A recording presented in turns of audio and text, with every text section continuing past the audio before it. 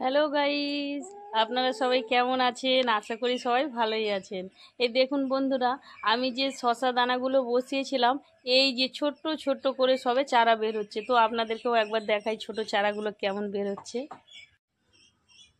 এই যে সাদা সাদাগুলো দেখছেন, এগুলো ওই দানা থেকে চারাটা সবে তৈরি হচ্ছে। দেখছেন অনেক বৃষ্টি হয়েছে তো সেই জন্য কিছু দানা নষ্ট হয়ে গেছে।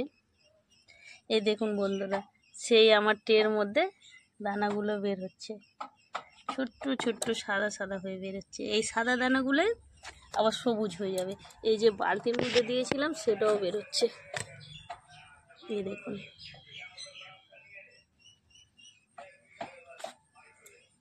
এই গাছগুলোই একদিন বড় হবে আর অনেক ফল দেবে। আপনাদেরকে দেখাবো গাছগুলো বড় হওয়া, ফল হওয়া।